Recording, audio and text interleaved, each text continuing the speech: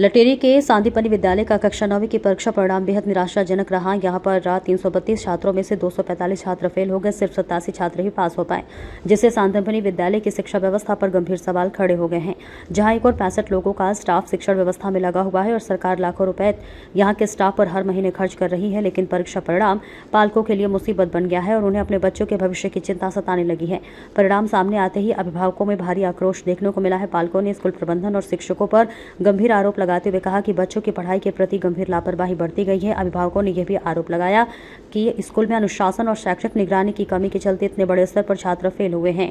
तो वही 8वीं कक्षा से आगे बच्चों में ज्ञान की कमी रहती है। वही सामाजिक विज्ञान की कॉपियां किसी नए शिक्षक द्वारा चेक की गई, इस वजह से बच्चों को कम नंबर दिए गए। देखिए राजेंद्र विश्वकर्मा की रिपोर्ट।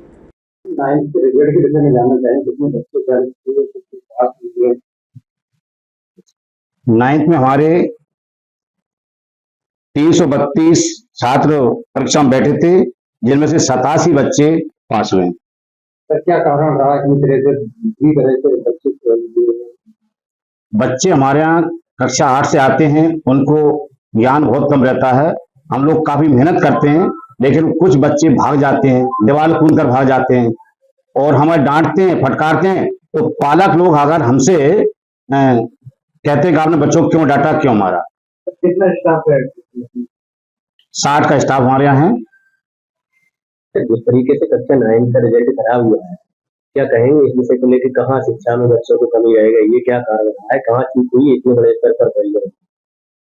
9th का जो रिजल्ट खराब हुआ है, उसमें एक तो मुझे देखने में आया है कि हमारी सामाजिक विज्ञान की कॉपी जो है किसी ऐसे नए टीचर ने जांची है, जिसने सब बच्चों को बहुत कम कम मार्क्स दिए हैं। हम उन कॉपियों का दोबारा वैल्यूएशन कराएंगे और हमने सभी पालकों से कहा है कि पुनर्गणना का आवेदन दे दें।